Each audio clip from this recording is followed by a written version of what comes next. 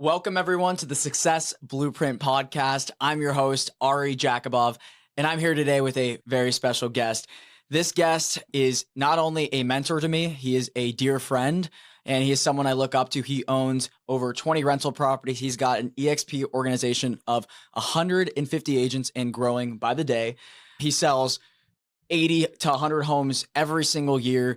And he is someone that I really have a lot of respect for. So without further ado, Chris Bowers, welcome to the show. What's up? Thank you for having me. You're welcome. When you messaged me and said, would you be on my podcast? I was like, yeah, let's do this. So here we are. Not only that, you're the very, very first guest. So we're just starting this out fresh. And I thought, man, why not start it strong? And you're the first person that came to mind. So I appreciate you a ton for that. Yeah. And I'm excited. So I always want to understand your story, because obviously you're at this point in your life where you're successful and there's lots of agents that look up to you, learn from you. Where did this all start? Meaning, like, how did I get into real estate, or how did I get into a spot where I actually would be able to give back to people and care about their success? How did you get into real estate? Why real estate? How did that process go? And then we can jump into the others. Yeah, so I got into the business when I was 22. I'm 41 now, so I've been doing this for a minute. So I am so thankful for the real estate community. I feel like it literally raised me. It took me from a 22-year-old kind of insecure person, skateboarder, who was just trying to find his way, into somebody who just found his space. Made me realize I actually just got chills as I said it, just because I'm thankful, bro. Like, I had people in school, like teachers and stuff, that just literally looked at me like, this guy's not going to make it. And they probably were right if they were just like judging me by the standards of school. But I just had a brain that just wanted to do something a little bit different. I saw so many people really at a young age. I saw so many people because my mom would teach me like how to do my finances like 14. I was reading Dave Ramsey books and Robert Kiyosaki books, and she taught me finances. She didn't care what grades I got or received from my teacher. She cared about, does he understand like debt, leverage, income, how to reconcile his bank account? I'm old, right? So we used to have to do that. Like, we'd flip over our bank statement. It wasn't on the computer. She graded me by that. And so I'm super thankful, because that's how I was like judged in my house. Instead of A's and B's and C's, it was just, do you know this stuff? So I learned that stuff at a young age. And then I asked my mom one day, dude, I was like 22 years old. So I was still like, I got out of school, right? Teachers probably didn't think I was going to make it. And I remember being like 22 and I still hadn't found my way. I was working construction. So like, they actually at the time, no judgment in the statement, but like, I was working construction and I was like, I want more. And I asked my mom, like, what could I do to not go to college and make pretty good money? And she's like, you could be a UPS driver or a realtor. No idea how that was the two options. I think at the beginning, the only thing in common denominator between those two is like driving a lot. So I was like, cool. I went to real estate school, don't know why, and then just started selling real estate. I sold, I think it took me, I worked construction in the morning till about 11 a.m. from 4 to 11. And then I would sell real estate, try to sell real estate from like 12 p.m. to night. Probably took 8 months to sell my first piece of real estate. And then I think I sold 6 or 8 my first year. And then it just continued to grow. And now it's been 20 years. Wow. Let's backtrack for a second here. How many times did you fail your real estate exam? Yeah, so I failed it 4 times, passed it on my 5th time. So it's cool because I have a class, you've been to it actually many times, on how to get repeat referral business. And I show that they look like mug shots. Yep. I'm thankful for those. I have them on my phone right now. Anytime someone tells me like, oh, Chris, like, I'm not going to make it, I just text them those. And I'm like, who's this guy? And they're like, who is it? I'm like, that's me. So I can't forget that, man, because you're the perfect example. There's so many people who look up to you in the industry. And when you tell them your backstory and you show them those pictures, you look like a 16-year-old kid getting into this business. Yeah. And the fact that you're at where you're at today is just a testament for your consistency and your work ethic. And really, as of right now, what would you say is your main focus in this business? I don't think you're as much in production as you used to be. Is that correct? It's correct. Yeah, I could probably sell 30 or 40 more homes a year, but I'm super motivated right now by helping other people. Like, it genuinely gives me a currency, and people are working on money, and that's good. I've tried to set myself up with some passive income that's pretty rewarding every single month. I get it in my rental properties, off my rev share for my brokerage. And for the beginning years, I had to be like super selfish with my time. And a lot of us do. Like, I had to focus just on me. And as I focused on me and started building and doing well with my money and buying passive, I was able to then start focusing on others. And then that turned into a currency. And so other people were like, man, where does that make you any money doing that? And I'm like, I don't know if we always got to work off money, like, homie. Like, this could just be like, does this make your heart happy? And I get when some people are like, I can't do that. I'm like, maybe you can't now, but go on that road, do things right, structure it correctly, and you might be able to work off that. I don't know. I could sell probably, like I said, I've sold 135 homes a year when I was just focused on me, and that was cool. It was rewarding.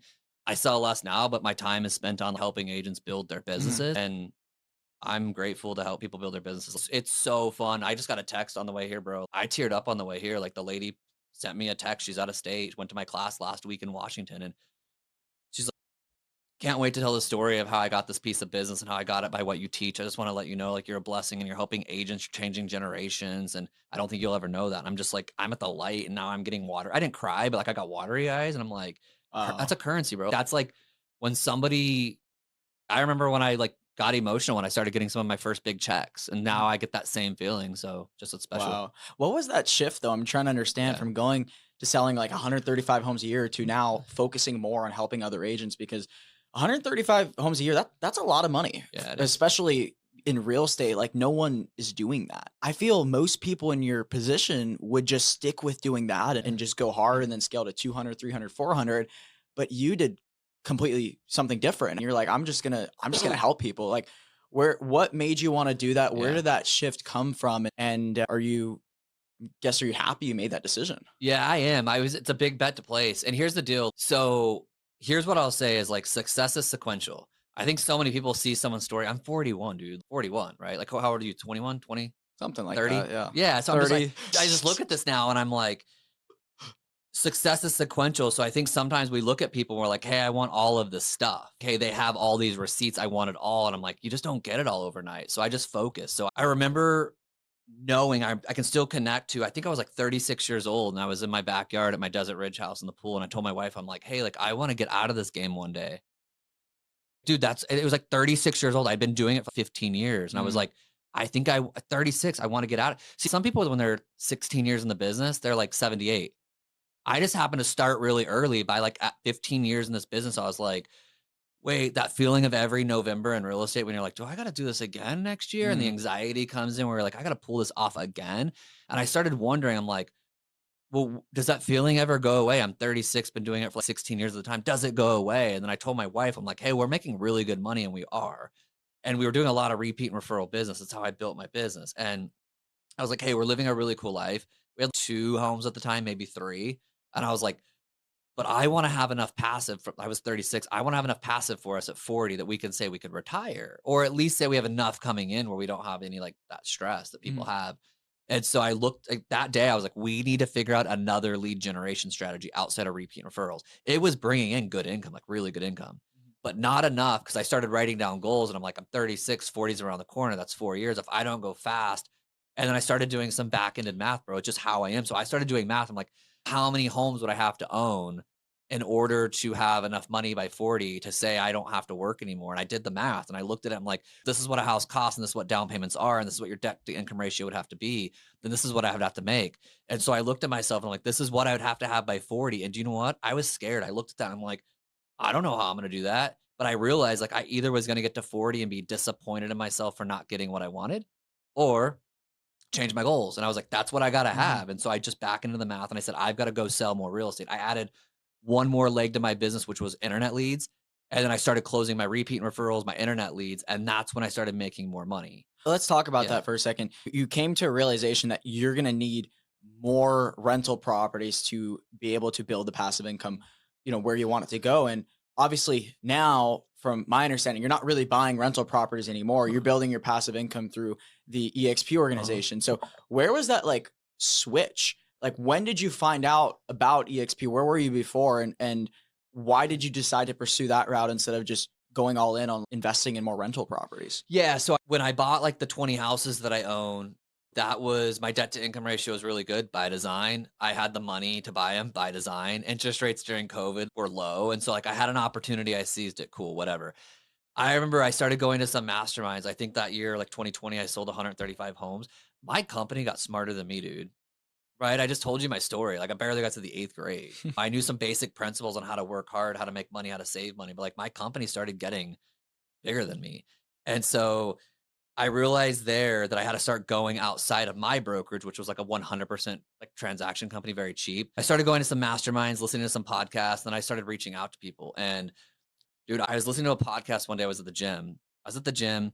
It's like 6 a.m. I was trying to get an ab. I still don't have abs. It's been 3 years. Talk about that another day. But listening to this podcast, I've been listening to it for years. This guest was on there named Dave Jasinski. He was talking about how he sold 150 homes. He has 5 kids under the age of 14, wants to get them all to heaven, and he wants to be a really good husband. And I was like, all right, I sold 135 homes. My life sounds nothing like yours. My office is getting tighter the more money I make. I thought this was going to be cooler, and it's not. And people are just looking at the awards and the rewards and saying, this is a cool life you got. And I'm living it. And I'm like, it's not that cool. So started realizing right there, like these awards that people get and make them smile didn't make me smile anymore. Started going to some master. I literally hit that guy up while I was at the gym. He said, hey, come to my office. I came to his office. He's, hey, do you have a lead generation or a leverage problem? I said, I have a leverage problem. I know how to do leads. I get them. I have 135 deals closing. He started helping me structure my business for 6 months a different way.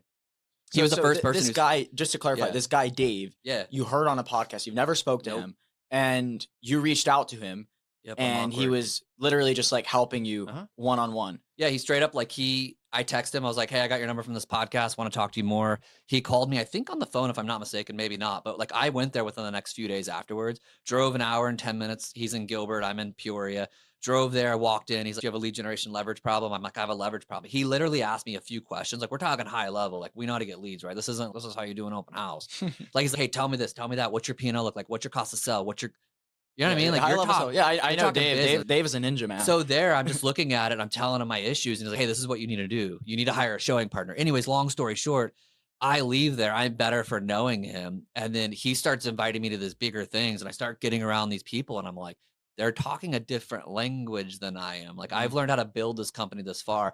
Anyways, I realized was at eXp. He was 100% trying to recruit me. And that's why I have no problem with the word recruiting, because I was recruited and it feels good because I was in a spot that was cool to others, was not cool to me.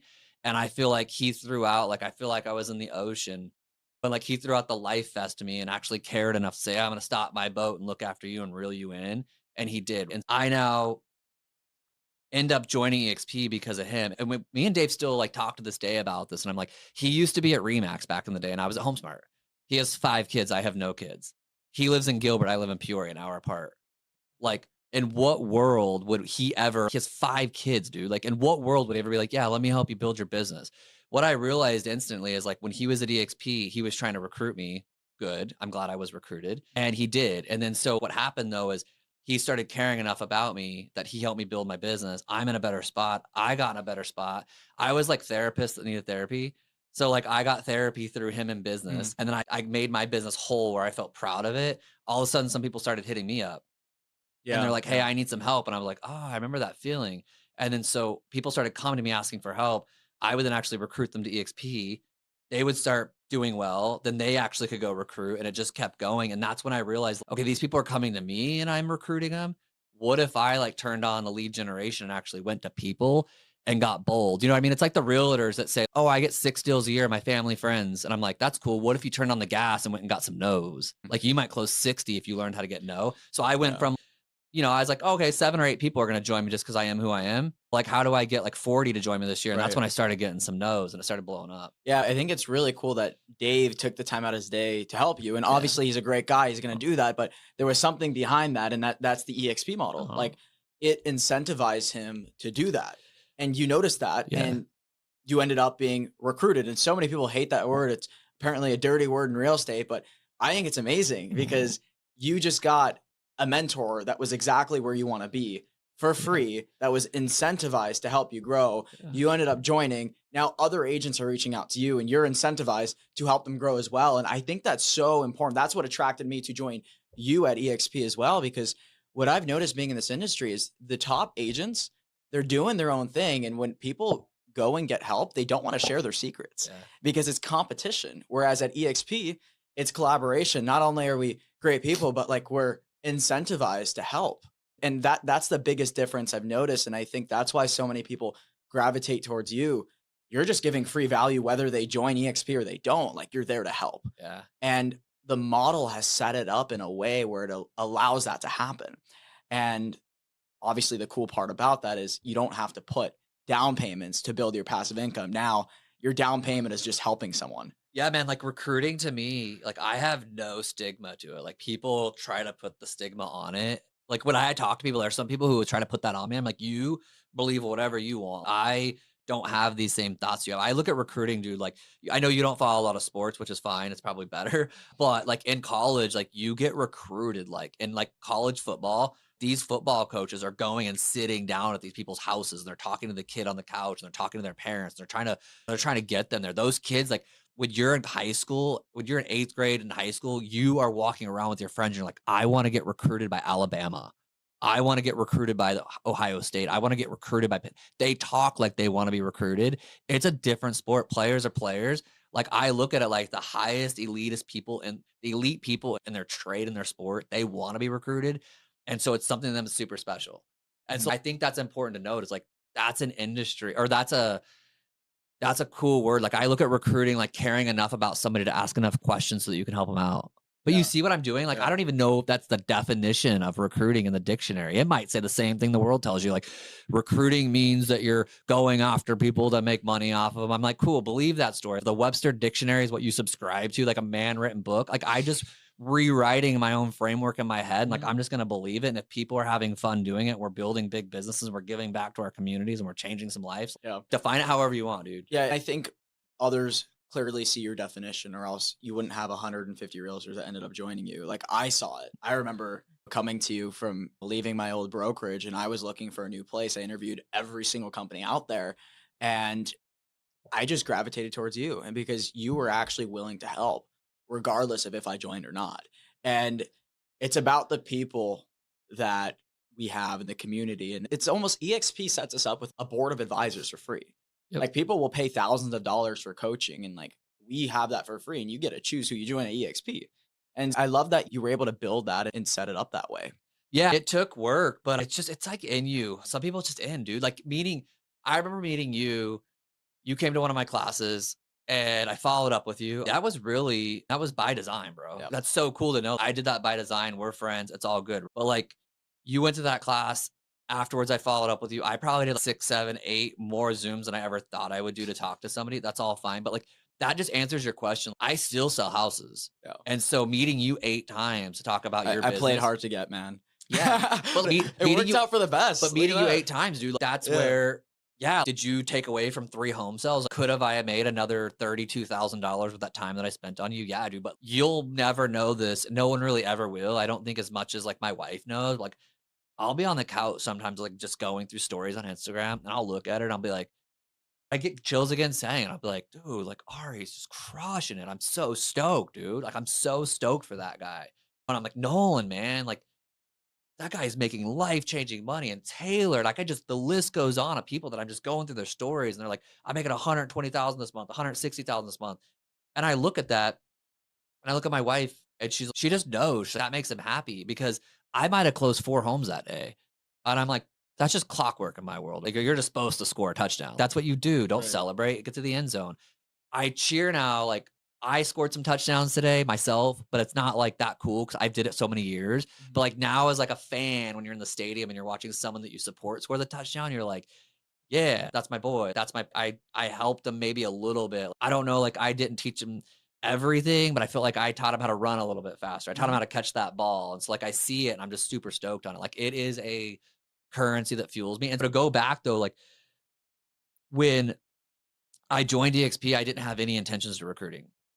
I needed Dave to help me with my business at the time. I was like, they talked about rev share. I was like, cool story, dude. I don't even know what you're talking about. They talked about the stocks. I'm like, what are you talking about a stock? Like I own 20 homes. I don't even know what stock is, bro. Like they were trying to talk to me like all high level. And I'm like, I just sell real estate and own 20 homes. I'm in a little bit of pain. Can you help me get out of it? So like when people talk about stock and rev share of joining eXp, I'm like, I didn't. I needed Dave to help me build a company. About 6 months in after therapy. Yeah, I always joke and say therapist needs therapy. I just needed some therapy in business. I got it. I made myself whole in business. And then when I made myself whole is when I started giving back to some people. And that's just like it started off so organically. And then as it started happening organically, is when I started like buttoning it up a bit. I'm like, wait, like if that dude joined and that lady joined, and then the number 1 agent at that broker just came over, we have something special. I started like sitting at my office now. And I'm like, I told my wife, I'm like, we've got something here. This is a long-term play. Like I'm placing a huge bet on this. Like I'm trading a lot of active income to focus on this, but like right place, right time. I'm seizing the opportunity. And we're doing it. Like we packaged up some things around what was already working. And so if we just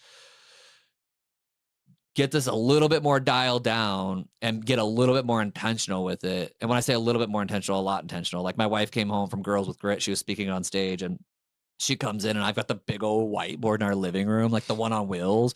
She walks in and she's just, and I'm like, yeah, like you were gone and mission's going Plotting down. and planning. We're plotting and planning. Like literally, Yeah. it was like called 6 of my generals. I call them and I'm like, come over. We're going to do a mastermind in 2 weeks. We're taking this. We're going heavy. And yeah, that's just me. I'm intense. Yeah. But I take that mission seriously. I love that you really systematize it, Yeah. because to get to where you want to go, it doesn't happen by accident. There's always a plan in place. There has to be. Yeah. And that's how you grow. And you told me your goal recently, that you've increased your goal, which is awesome. And I'm excited to see that happen. I don't think most agents like understand the beauty behind like what we have with, I look at it like this, like one of the reasons I joined, I'm like, damn, Chris has been, at the time you were at eXp for 2 years or so. And I was like, wow, you already have that many people in your organization that you've impacted.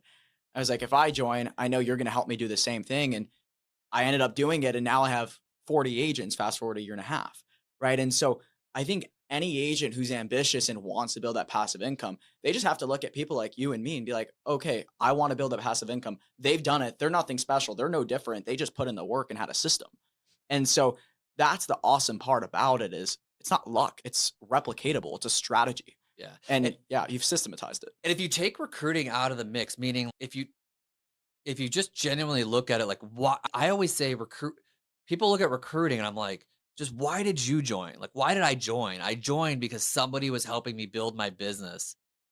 Like I joined because Dave was willing to help me with my business. That's why I joined. The recruiting was just a byproduct of me getting help in my business. So if we just focus on that, it makes it all fun again. Like, for example, I was talking to an agent today and she's with, I won't say the brokerage because people follow me a lot and they're going to pinpoint a story that I post today with this and then know who it is. But anyways, it was a brokerage where I was like, what's your split? And she's, I give 25% to my brokerage. And I was like, okay, I bet you there's royalty fees too. And she's like, yeah, there's 6%. I'm not good at math, but is that 31? Something like that. Yeah. So then I was like, okay, let's just say it's 30 so I can do easy math. So I'm like, okay, so you're, for every $100 you make, you're going to give away 30 $30, and then so you get to keep 70, and on the 70 you get taxed in the state where it taxes a lot. And she's, I never looked at it like that. I'm like, yeah, because like for every dollar you make, you're giving away 30 cents. You get 70 cents. On the 70 cents, you're getting taxed. And she's like, I've never looked at my brokerage like that. I'm like, I know, because we just look at big numbers. Like we made $22,000 and my brokerage took 5. I'm like, I don't know why the 5,000 didn't scare you. It's weird how like the more they're making, the less the big number the brokerage is making scares them. Oh, I'm making 20, they're getting 5. 5? How many do you do? 25. 25 times 5. I'm no mathematician, but like I know what retirement looks like. So please don't tell me the story of hours. How'd you get 20 rental properties? I'm like, whoa, I understand math just a little bit, not too much though. Or they'll tell me like, oh, I want to sell more homes. Why? Because I want to have more assets. And I'm like, well, why don't you just not sell more homes, sell the same amount of homes, figure out this spreadsheet, and eliminate the column that says, pay my brokerage obnoxious fees, and just sell your 25. Don't give away $39,000. Put it in an index fund on a 5% or buy a rental property. So I'm like trying to get people. I told the lady, like, change the way you look at things and things you look at change. Like just change your perspective of get past the ego of just let's understand the basic principles. Let's go deep. Let's look at now and say these 25, these are my questions because I want to get true with people. Like these 25 deals you did the broker give it to you? Please tell me. Did you sit floor duty like in 1977 like I used to? And say, hi, thank you for calling this brokerage. And that was the world we lived in. We're in a new world now. They're acting as if being at that brokerage is the reason why they used you. And I'm like, no, they didn't. They used you because they met you at your son's soccer game and you're you. And you could be anywhere. So what I'm doing now is like, hey, those 25 deals, tell me where you got all of them. They're like, I don't know. And I'm like, I'll give you a spreadsheet. Let's get a scale out and see what we weigh. That's what I tell them. Let's see what we weigh. They put all the deals in a spreadsheet. I'm like, there's a source on this spreadsheet. Show me your sources. If all of them say brokerage, walked into my office and was like, hey, Cindy, would you like this deal? And they're like, yeah, I'll give my brokerage $6,000 if they're giving me deals and walking into my office. That's hard. But if I'm going to look through this and you're going to be like, hey, this is all repeat referral business, you calling expires, you sitting open houses, then it was not your brokerage. Therefore, when you add that up and it costs $47,000 to be there, let's check ourselves. I go back to, I'm just trying to get more and more people. Honestly, like I'm trying to get more agents to start thinking. My mom gave me Dave Ramsey's book at 14, Total Money Makeover. Like she gave me the cash flow quadrant. Like at 14, I knew what like an entrepreneur was, a business owner, what self-employed was, what investors. There's the 4 quadrants I knew. So now I'm trying to tell people like, hey, we're just realtors. You know, like we just sell real estate. You can be a good realtor and not be the best at money. So I'm like, now I'm not only teaching people how to run real estate businesses, but my recruiting mechanism is just, dude, if I was a personal trainer, please don't judge me, anybody who's listening. If I was a personal trainer and I had abs, I don't, so I can say this. I would be walking around and just look for chunky people and be like, yo, like, here's my abs. You don't have them. Do you want them? And they'd be like, no. And I'm like, all right, cool. I tried. Right. I'd walk around. Hey, you look chunky. I'm not chunky. I'm fit. Can I show you what macros are and how to lift? If I did that 1 out of 50 people at the mall, one person would be like, oh my gosh, I've been waiting for you today. I've been praying that someone would, someone to save them. I had to go through 48 people telling me I'm a weirdo to find the one person I was praying that someone would talk to me like this. That's how I'm talking to realtors now. We can look at a personal trainer and see, oh my gosh, like that person was chunky and now they have abs. I'm looking at it now like we don't know in real estate anymore who's chunky and who has abs in business. No one's going to release their P&L. So I don't know. You can tell like how passionate I get, but like I want them to understand money, to know that like you're paying, like when someone tells me they're paying a 6% royalty fee to their brokerage, I'm like, on top of what cap? I'm paying 10. I only pay 10% royalty and then 6. And I'm like, okay, that's 16. When does it cap out? It doesn't ever cap out. Oh my goodness. Don't ever get to 52 and say you needed more money because you could have gotten rich just off better decisions. I honestly, I want to call you Batman because you literally are the Batman of real estate. If you think about it, there's so many people who don't want to face the fact that they're not in the best situation. They're waiting for someone to tell them that. And who's going to tell them? Their brokerage isn't going to tell them. Their colleagues at the same brokerage aren't going to tell them because they're in the same situation. Like their parents don't know like no one's going to tell them except for someone like yourself who's been where they're at and now lives a better life. So that's your new nickname, you're Batman. Thank you. Why do you think most people don't want to change? Like, why do you think people are so comfortable staying at this brokerage or that brokerage, even though they know they're giving up fees? Dude, I've had so many, you know me, bro. Like I'm on a Zoom almost every day with an agent. I have learned that it's like, you're almost telling them to change their political affiliation. Like you're telling like someone who's in a gang to change another gang. They feel as if these are like, they're going to Postino's with these people for brunch, these realtors. Like they're their friend group, right? Like I've been there. I've been at other companies. There was one specifically that I was a little bit bummed leaving. But then you know what? That was a long time ago. And do you know what's cool? All my friends there are still my friends. So I realized like I talk to agents often and I'm like, do you want to move? And they're like, yeah. And I'm like, why aren't you? It's because they don't want to have the broker breakup. That can get messy. My broker, they're like family. And I'm like, all right, cool. So does all your family members take $62,000 from you a year? I know our Uncle Sam does it, but that's family that like, we have to stay with, but really their family. Yeah. Like I love them. And I'm like, okay, this is weird. Or they're like, my friends are here. And I'm like, cool. I have friends too. Like I don't take $62,000 from them. So I just want them to realize, I'm like, if you left and they weren't your friends anymore, wouldn't that say a lot about this? So you can't go to your friend group and say, I need to go do this for my life. And they wouldn't say, oh my gosh, tell me more. Yeah. If I went to my friend group right now and said, this is what I need to do for my wife and I to go live a better life. If any of my friends said, they can question me, but if any of them are like, I'm not hanging out with you anymore because you're going to do that, I'm like, then we were never friends, homie. I'm good with that. So I think people, they subscribe to something. It's like political affiliations. Like a lot of people don't change over time, no matter how much data they're given, how much podcasts they listen to. Most people don't convert to different religions over time. They don't usually, a lot of people don't convert to different like politics. Like they have their set ways and that's the way. I feel like it's like that in brokerages. Now I know I got really dramatic with religion and politics, but it's similar. It's not that. It's just, it's got a little percentage of that. It's not as deep, but it's a little bit there. And they feel like they're disconnecting from a friend group. Yeah. They've got to start another one. And I'm telling you, dude, like I've told so many people, like anybody who's listening, a lot of people are probably listening to this right now that are out of state. You don't know what SRP is and APS, but that's our 2 electric companies mainly in Arizona. That's how our electric gets to our houses, is those 2 companies. I never like switch. When I moved houses, I didn't call up like SRP and be like, SRP, I know we're like family, but like I'm going to APS. Do you care? And they're like, we do care. They do care. They're losing a customer, but I look at brokerages as like utilities. And I'm like, I gotta go wherever the best utility is. Like I don't call up my friends and be like, hey guys, like you're at SRP. I'm like, I'm going to APS. Like at a dinner table, we never talk about what our electric company is in Arizona. Do you? No. I don't. But it's interesting. You get 6 realtors around. Everyone wants to be like, what brokerage you at? What brokerage you at? And I'm like, I'm at the brokerage that is the best for me right now.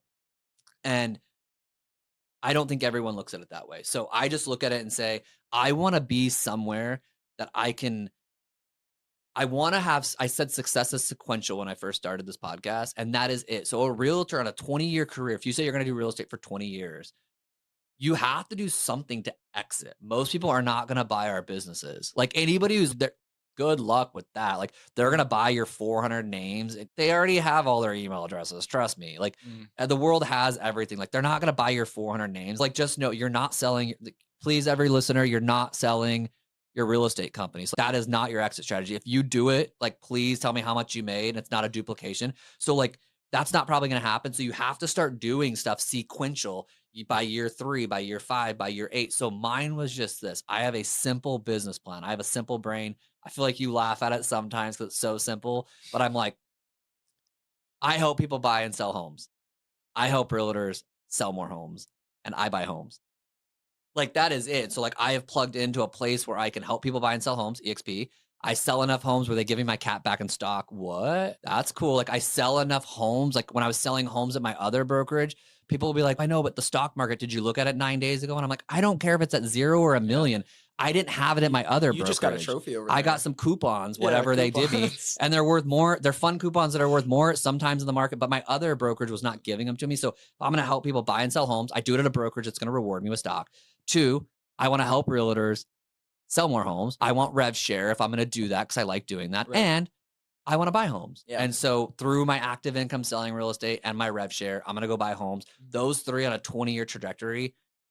There is no other exit plan if you think about it. No. Like the realtors who aren't thinking ahead are going to get to 70 years old and be like, shit, I have no more income coming in. Unless they've bought a bunch of rental properties. But even then, we know where rates are at right now. We know what prices are at right now. Like the only other way that I can think of is 1, build a ginormous brokerage and sell it for a lot of money, which, I mean, I don't think everyone wants to do. And option 2, you know, eXp, Real, these companies that are providing passive income just through helping other agents, like it's a no-brainer. There's no other way. There's no other exit plan. Yeah, there's kind of like twofold to that. There's people who are starting their own brokerages right now, like these boutique brokerages, and I'm like, I don't know if they haven't interviewed enough people that own brokerages to know those people are trying to exit as quickly as possible. Like it's really, I'm serious when I say this. I've met a lot of independent brokerages that are smaller, and they'll say, oh, I don't have enough agents. Okay. And then I've talked to the other people who are like, it's a weird zone when you only have 50 because you now got to start having offices and stuff, but you don't have. So it's like you go from the zone of I have 7 and I'm not making any money. And then you go to where I have 50 and now you're like, I have to have all of this stuff to satisfy them. So your profit just goes down. And then now we just had a guy who joined with us who had an independent brokerage of 160. And he's like, it sucked. I had him on my podcast last week. I think it's airing next week. Like I'm talking about like the person who had 4 is I don't make enough money. The person at 60 is in a weird zone because like now they need all these usernames, Follow Up Boss, Sierra, Gmail account, Dropbox, and then they need an office building. And then they're like, we need more. And then it gets to 160 and you're like, oh my gosh, like we're like, they wake up and they're like, we're the blockbuster of business. And I'm like, yeah, dude, there is Amazon going down right now streaming and Netflix. And you are opening up a Blockbuster. Dude, you are so young, you probably don't even remember a Blockbuster. I actually do, believe it or not. There'll be somebody listening to this right now and knows what a Blockbuster is. I'm like, that's what you sound like. Do you know why they started boutique brokerage? I've talked to enough of them, bro. They say, I want to have my own I want to have my own culture. I want to have ego. I want to have my own culture. I want to have my own like thumbprint on it. And what I'm telling them, I'm like, what do you think Agent Excel is right now at eXp? Right. Agent Excel at eXp. Agent Excel, who knows what Agent Excel is, bro? Like 200 of us right now. That's my thumbprint on something that no one in this world even cares about except for maybe 200 agents right now. That's my thumbprint. And it's something that I'm doing. It gets my creative outlet going. Like I'm helping, I'm leading. So I'm like, I'm telling all these boutique brokerages right now, I'm like, go take whatever your name is of your brokerage. That now is that's your crew powered by eXp. So you can think of in your head right now 4 independent brokerages we have in the Valley. And when I get done with this podcast, when it releases, I'm sending this to them. So if you're listening to this right now and you're an independent brokerage, I'm actually saying this to you indirectly because I don't have enough courage to say it to you directly. But I've talked to enough people that you're doing this because it's something in us where we want our own thing. Right. And it's going to grow into something where I've seen it with so many people where like they're 5 years deep and they're like, oh my gosh, that crazy man on the podcast that I listened to, he was right. I interviewed enough people on my podcast and asked questions. And I was like, if the zone of 4 isn't good and the zone of 27 isn't good and the zone at 150 isn't good, and I've seen these brokerages that get to the 500 and they sell them and they don't make that much money. I'm like, what are we doing here? Did you think you were going to be the one person that put your thumbprint on a brokerage that actually was going to be like, you thought you were that confident that all the other people before you, I'm not that arrogant, bro. Maybe it's just I'm not that smart. So I don't have that. I'm like, I ain't doing it. They couldn't do it. I can't. I don't have that. Your model is better. You don't have any overhead. Like you don't have an office you have to pay for. You don't have agents you have to constantly manage all the time. And you get passive income for the rest of your life as long as they stay at the company, which I'll tell you this, we all love it here. Like no one's going anywhere. At least the agents that are actually enjoying it, which is most of us. It's a no-brainer. There's so little overhead and the income you make off everyone is high and you're providing value and they're gaining. So works, man. it really is a no-brainer. So I'd be curious to hear why someone would think like a brokerage makes more sense.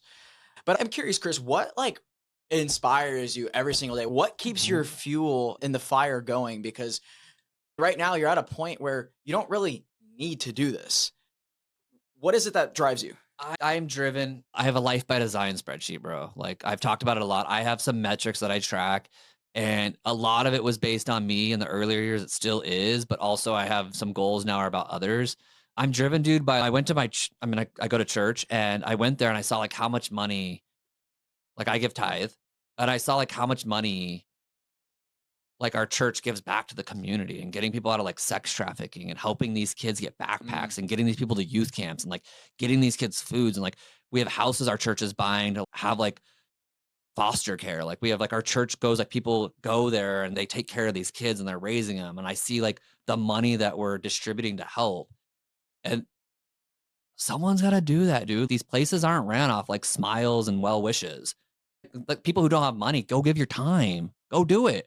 But people like me who don't have a lot of time, give your money. Like you got to do one or the other. You got to give time to change the world. You got to give your money to change the world. And so I look at that, bro, and I'm like, there's just things that are above you. And I think, and I don't want to say that I'm like sad. I'm not. Like I still need more money. But I also just realized that like I'm now realizing like there's a lot more in this life than just like me. And to think every day is about me is so arrogant. It's so egotistical. And to think I have so much, I like waking up in the day and just like not thinking of me. I'm like, hey, what's Ari need today? I'm going to call him. What's this guy need? I called 3 agents this morning already. I'm just like, hey, what's up? What do you need? And I'm sitting on my back patio I could be selling 3 more homes today, making $37,000. But I'm like, no, like I want to be of value to them. That's a currency in my world. It's not for everybody. What I've learned as we're wrapping up is I just genuinely helping people. I feel very good at what I do. It's nice seeing people succeed in this lane. It's nice seeing people who weren't doing well and now they're just like doing extremely well. And I like to have a little fingerprint on that. I didn't lift their weights. I didn't eat their macros, but I did tell them like, hey, these are the weights you need to lift. These are the macros you need to do. I did hold them accountable. I did care about them. I loved them. I prayed for them. I said, hey, let's go do this. I gave them motivation some days. I cried with them when they cried. I laughed with them when they laughed. I inspired them when they needed it. That's important to me. But like, I'm so thankful for this opportunity, bro. Because you know what I've learned? And I told my wife this a few weeks ago is recruiting needed me. Like, I don't have any kids, dude. So like recruiting needed me. Like I found out I'm the most selfish person ever in this world. Like my time, like I'm so selfish, dude. And it just turned me into a spot where like it made me not all about me. I didn't have the anxiety more of like me. And then when you're just like, hey, stop focusing on you today. Like not everything's about you, dude. Stop being so concerned about you. Why don't you reach out to that person? They might actually need your help. And when you start reaching out to other people and saying, can I help you? You stop worrying so much about what you need because you're like your currency, you're fueled. But I go to bed and I'm like, I don't think of all my problems. I have a lot. Like I don't go to bed now and I'm like, oh my gosh, all these problems that I have because everybody's thinking of them and they have anxiety and depression. And it's like, yeah, because you focused on you all day, homie. Go give back to somebody in need who needs more than you. Care about somebody else. And I don't say that in like any disrespect. I know people have medical problems, but that can be true. And I think some people are having this like pressure and anxiety and depression because I'm like, you focused on you all day. Stop getting in your head all day worried about you and go actually reach out to someone and care about them. And you could still have the same problems and just have a different reaction to it. That's powerful. That's me, man. If there's one last piece of advice, let's say you would leave to younger Chris. Yeah. What would that be? Go faster, dude. like more urgency. I think that the difference, I've talked to some of y'all over the last few weeks and you're like, you're on another level, dude. Like you just are always rolling. I'm like, I'm 41. Like I'm double the age of some people that I'm helping right now. So I'm letting them know, take this lackadaisy casualness for the next 20 years, find this urgency somewhere. You're going to have to find it somewhere. If you want to make something special, like really in this life, you got to move quick at some certain point. So if you're going to have to wake up one day and actually start moving quicker, why not move quicker at 21 than 38? Like I told you, I woke up at 36 and I was living a really cool life. And I was just like, I want it to be cooler. So I was like, I need to go faster. And so that urgency, like when people are like, bro, it's 6:32 a.m. Like, where are you at? I'm like, I know. I texted a few people this morning. I'm like, I did more in recruiting at 6:33 a.m. than y'all have did in the last 3 years. And they're like, why do you have this success? And I'm like, because it's 6:33 a.m. I did more recruiting in the last 2 hours than you've did in 3 years. It's stacking up for me. And there's no brag to that. There's someone listening to that, dude, your story sucks. And there's someone listening to this, I'm like, they're like inspired. Right. So there's no, I'm not cool and judge me if you want. I'm just like telling my documentary. And if someone connects to me and they're like, I want to know more, let's talk. If someone listens to this and like, hey, dude, you suck. I'm like, cool, it's my life. I can deal with that. I'm no victim. Tell me it sucks. I'm good. Wow. Go faster. Yeah, get some goals and go faster. Go faster. 100%. You're not going to regret going faster. And you've told me that since day one as faster, well. Dude. Urgency. Time flies, man. Yeah. It really does. And so I appreciate that wisdom. And it was a genuine pleasure having you up on this podcast. Thanks, man. What a story you have. So thank you so much.